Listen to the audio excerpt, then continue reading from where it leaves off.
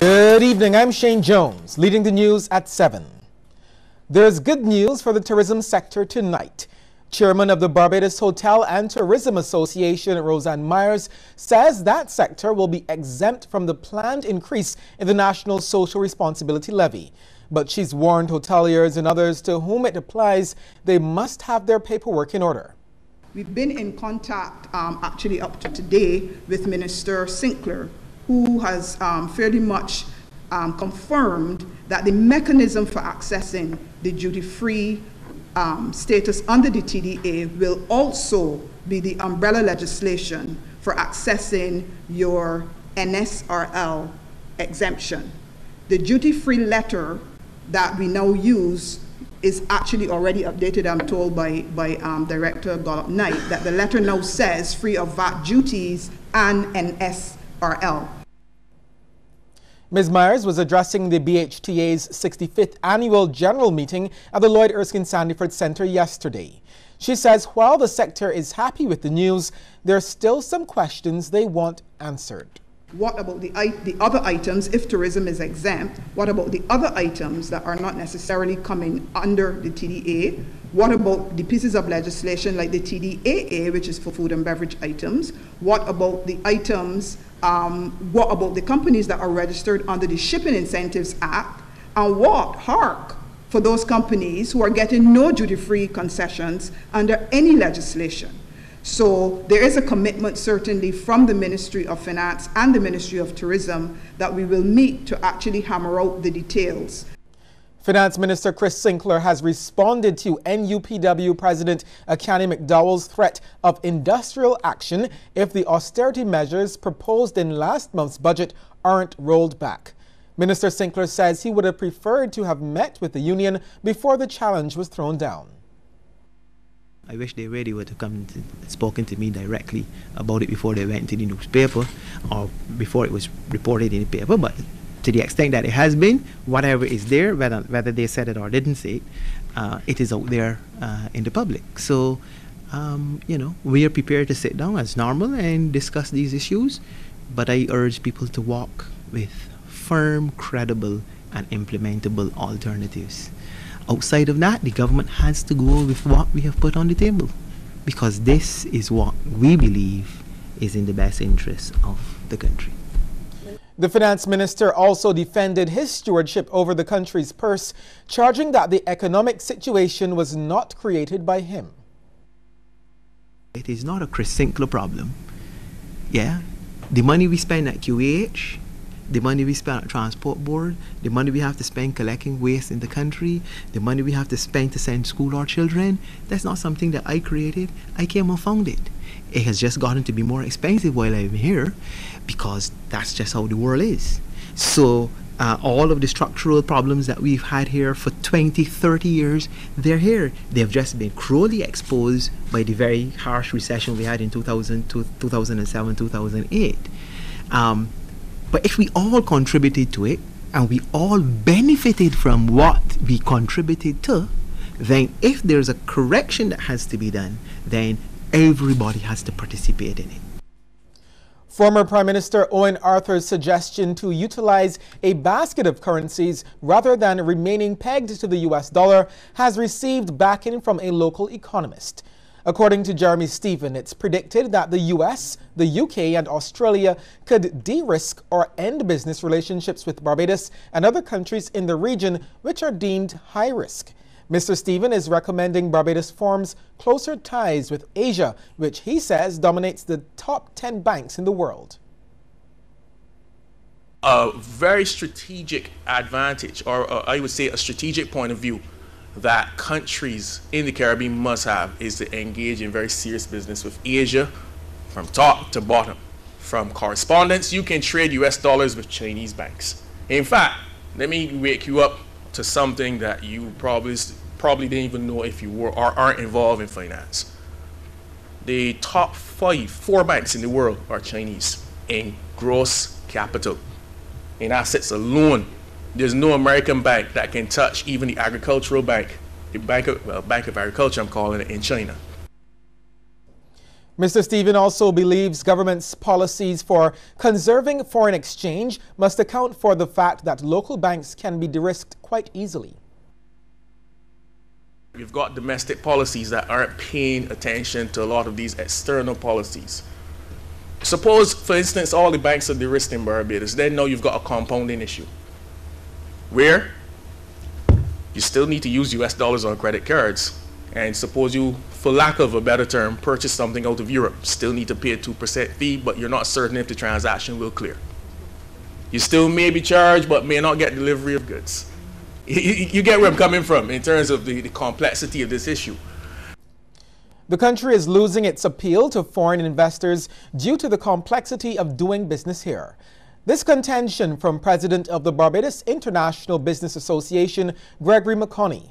Mr. McConney expects this will be further compounded by rising inflation levels and shrinkage of the economy due to recent budgetary measures. In addition to this, we see that there's a lack of clarity regarding the application and scope of certain of the budgetary measures. And even though it's been 2 weeks since these measures were announced, we're still waiting on clarity in terms of how particular aspects of them will be implemented. This does nothing to quell investor uncertainty. He made the comments while speaking at a breakfast meeting held by BIBA and the Barbados Chamber of Commerce and Industry on de-risking in the commercial sector. In her contribution to the discussion, Michelle Williams-Boyce of Republic Bank said the Caribbean is seen as high risk as it is regarded as a transshipment point for drugs and a tax haven. Despite complying with measures, relationships between regional and international businesses could still be severed or de-risked. There is a dependence in Caribbean economies on tourism and remittances, which are the two largest contributors to GDP in many Caribbean countries. Access to the US dollar cash is essential for our economies, since US dollars are accepted by many hotels, restaurants, and tourism-related service providers and must later be converted to domestic currency to pay workers and buy goods and services in the local economy. With de-risking, there will be a shrinkage of the financial sector. Some indigenous banks may be forced to close. And following on from this, it's inevitable that a loss of confidence within the financial sector will occur. Tensions between the Prison Officers Association and the Ministry of Home Affairs continue to flare up. Issues of non-appointment, late payment, and what they believe to be disrespect on the part of the ministry and prison authorities have pushed them to legal action.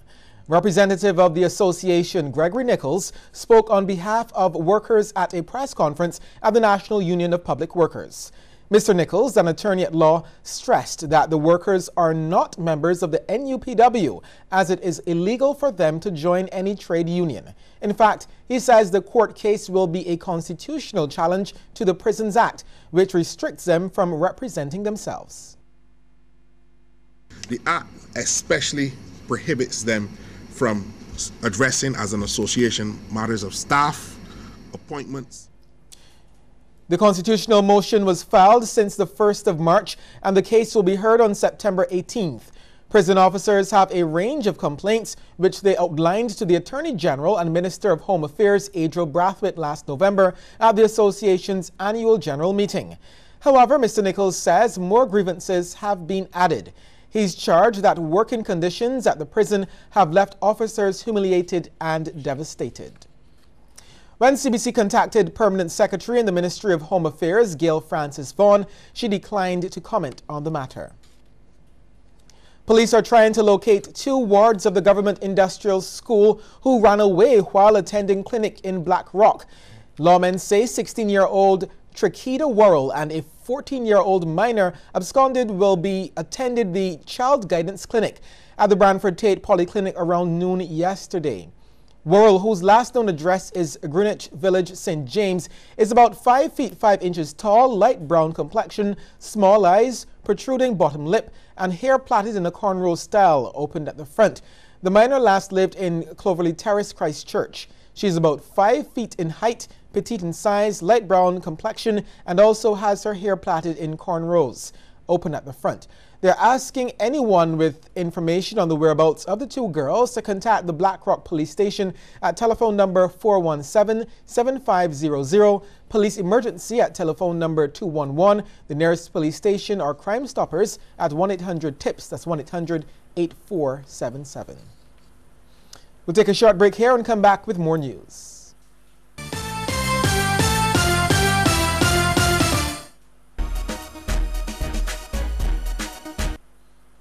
Don't let your data experience slow you down. Step up to Digicel, Barbados' fastest 4G network, more than twice as fast as the slow network. Get more with Digicel.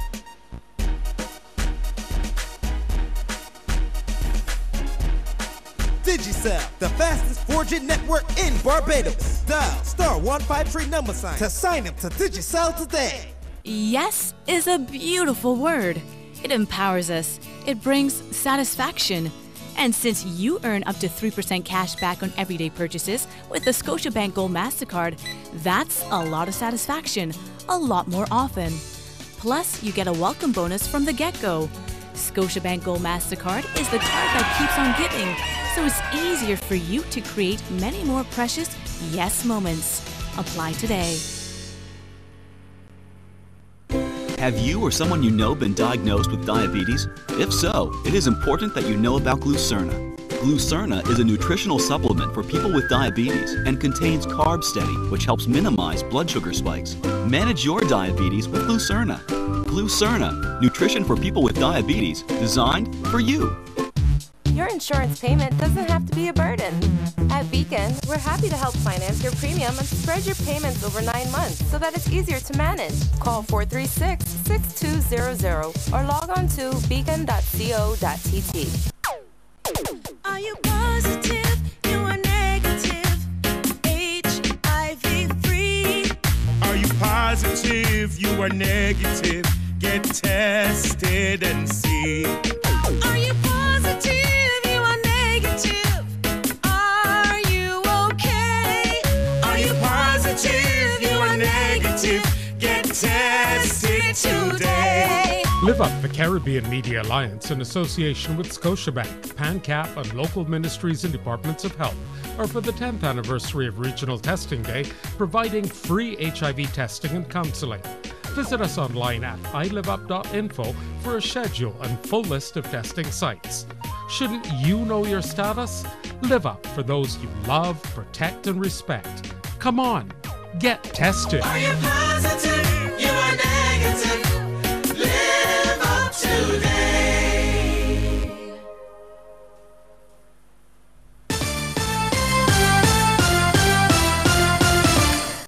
Government has been playing its part in tackling youth unemployment, and it's seeking to do so by developing the youth through a number of programs. Minister of Culture, Sports and Youth, Stephen Lashley, wants Barbados, as it restructures its economy, to find innovative ways to engage young Barbadians. Mr. Lashley was speaking at the launch of the Galloping Ahead project. New jobs will have to be created and new opportunities will have to be provided in order for our economy to operate at the level that we believe it should operate in. And therefore, there have to be new dynamic ways in which to engage our young people. And I think that this morning we have put our finger on the pulse of one of those areas.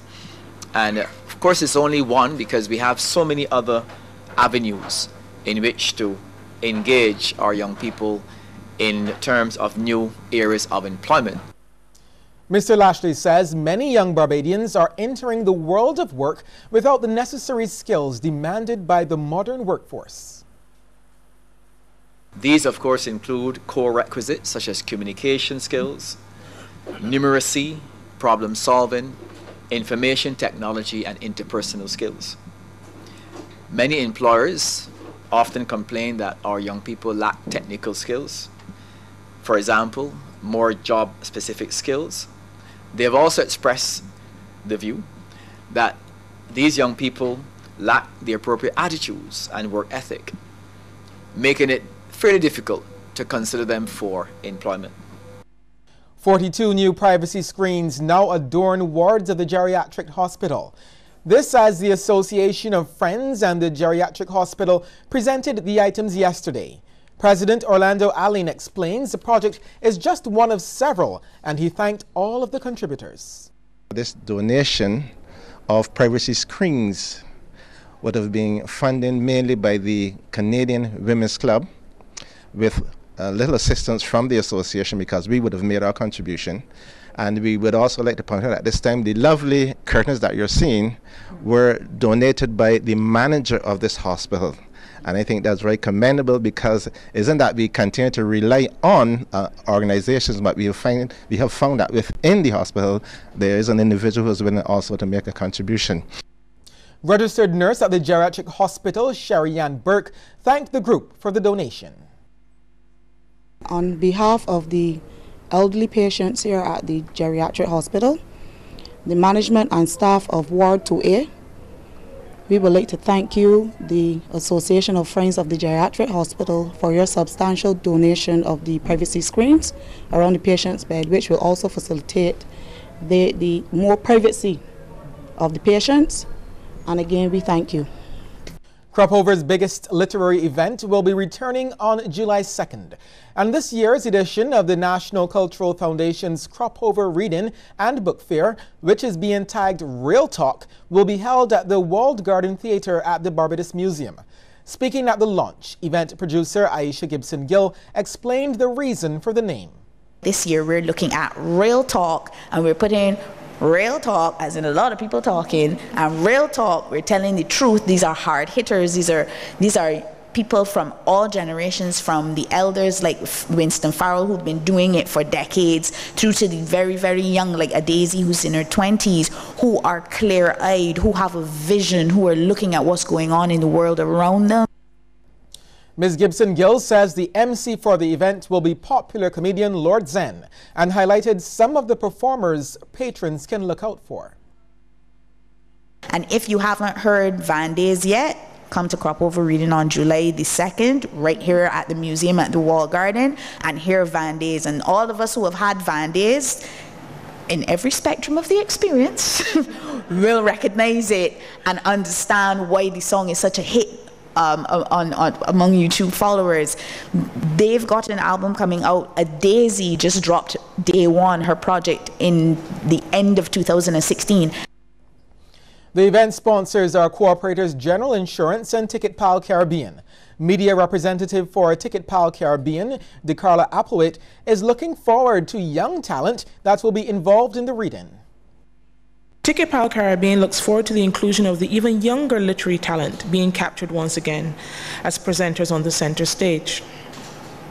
There is no better way to stimulate the young libretto and love for reading and development of speaking and presentation skills than for these younger Barbadians to they themselves be encouraged to join this collective and to also become consumers of the word and aspire to join the illustrious cast of experienced wordsmiths. Plastic, styrofoam, and marine debris found on Barbados beaches continue to be a major challenge for the Caribbean Youth Environment Network.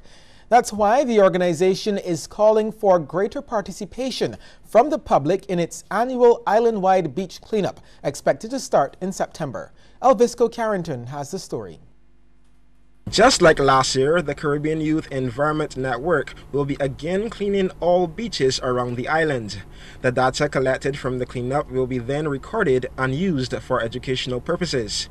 Speaking at the CYEN's media conference, Coordinator Shadedin says most materials found on the shore are plastic, glass, and foam. She also says the amount of garbage found on the East Coast is very difficult to remove. We have two problems for that area. The bigger pieces of plastic, to be able to get people there to do it, and secondly, getting it out. Because it's so deep in, like for example, Walker's Beach has a very long road to get into.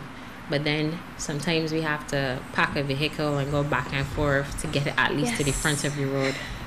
However, Ms. Dean believes most of the debris found is caused by heavy rainfall or sea currents. In an effort to avoid any harm during this year's cleanup, Ms. Dean says participants will be fully equipped.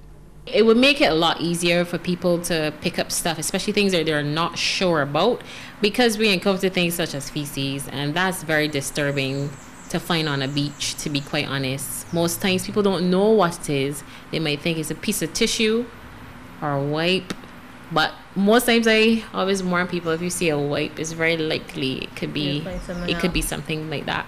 So I think most people usually bend down and take things up, obviously provided with gloves. But I think we want to go a little further, especially hard to reach places, because sometimes you then have to leave things alone. The CYEN's coordinator also says that legislation for illegal dumping should be enforced, and she also believes that people caught in the act of marine pollution should be fined. Elvis Cole Carrington for CBC News. Residents and businesses in those St. Michael and Christchurch districts that experienced low water pressure and outages over the last few days will get relief from this evening. Manager of Communications at the Rapid Response Unit, Joanne Haig, tells CBC BWA engineers have identified the problem. It was an inlet valve going into the British Reservoir that was damaged and that was repaired, as well as several airlocks into the system that we had to bleed a lot of the lines in order to let the water flow. So it was a combination of two things. I am happy to report that the Director of Engineering has said that the system is responding very well after the valve has been fixed, the inlet valve going into the Britain's Reservoir, and after we bled several air valves on the system, so the water supply will now flow even better, and they're seeing a lot of improvement. We are expecting water levels to rise over the next couple of hours and later into this evening. Ms. Haig is, however, cautioning customers to give the water time to build up in the system before they use it. We want to caution persons, when you see trickles coming back, try not to use them up. How the system works is this: all of the water has to go into all of the pipes, thousands of pipes first, and then it spills into the reservoir. When you see trickles, that's water from the pipes. If you take all of that water from the pipes, it delays the spillover into the reservoir. So what we would like for you to do is, yes, we know you need to do your cleaning and you need to do other things, but to allow for the system to build up, even when you see the trickles mean that the water is in the pipes, it's not yet into the reservoir. So later on into the evening, and possibly by tomorrow morning for sure, you can expect to see the reservoirs registering an acceptable level. After the break, we'll take a look at stories making headlines across our region. Beautiful Barbados and 4D Entertainment welcome you to the Flow Soca on the Hill, Sunday, July 23rd, 2017, where the mega stars of Crop Over 2017 assemble with the Caribbean Fest, Patrice, Skinny Fabulous, Ricky T, Orlando Octave, and Ultimate Rejects to bring you the world's greatest soca party, the Flow Soca on the Hill. Let's gather the people.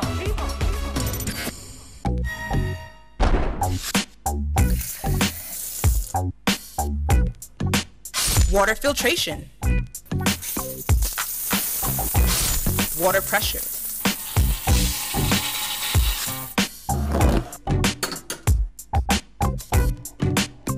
fire extinguishers,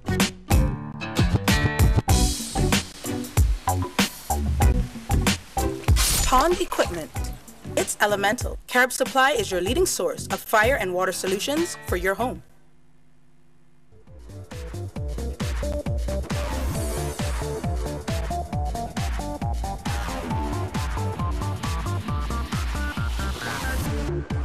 Watch the programs of the Barbados Government Information Service to find out how the ministries and government departments can work for you. Sundays at 7:30 p.m. Mondays and Thursdays at 8:30 p.m. on this station. Watch us in high definition on our YouTube channel, the BGIS. And like our Facebook page. The Barbados Government Information Service. We keep you informed.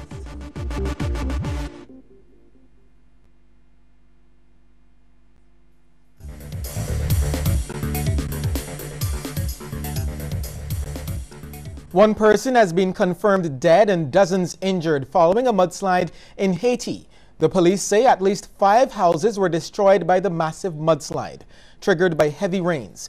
They say residents have been asked to evacuate the affected areas and to stay alert.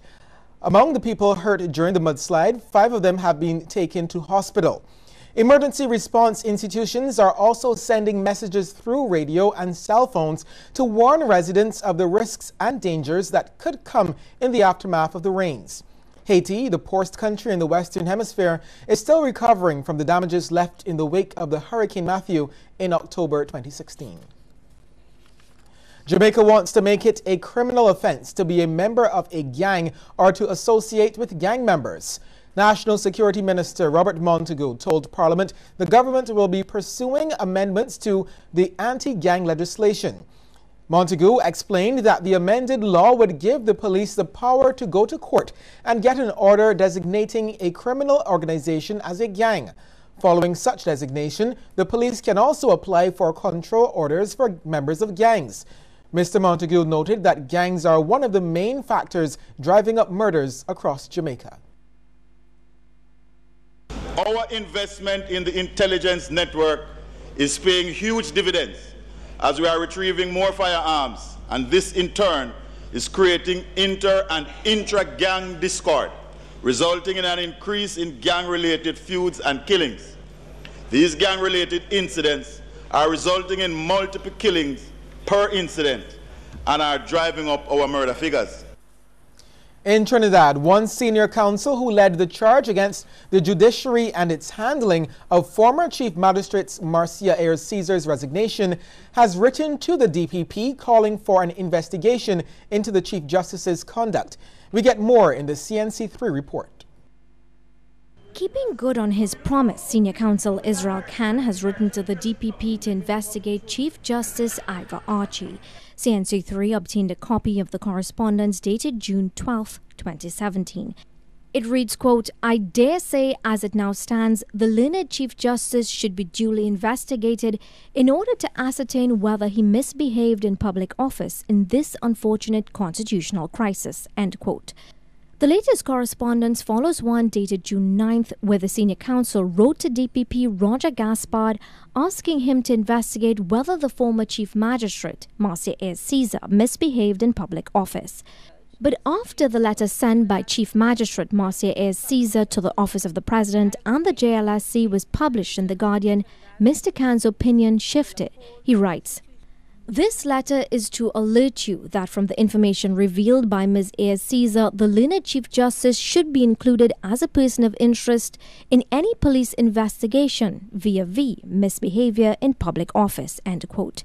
In any event, Mr. Khan says once Mr. Gaspard instructs, a meticulous police investigation would reveal the true facts as to who misled whom, who is to be blamed, and who misbehaved in public office. On June 1st, Mr. Gaspard told the court, "The DPP does not know for a fact that Mrs. Ayers Caesar resigned. This is a serious matter and needs serious consideration, and your worship should trod with caution." Mr. Gaspard has requested the transcripts of the 53-part matters abdicated by Ayers Caesar, possibly to determine how his office intends to proceed. Our sources say with severe staff and resource shortages at the DPP's office, it takes years to review a single case indictment to the High Court. And according to Section 90 of the Constitution, the DPP has the power to discontinue at any stage before judgment any criminal proceeding. We're going to peek into the world of sports next, but before we get there, here's a tip from Cooperators General Insurance.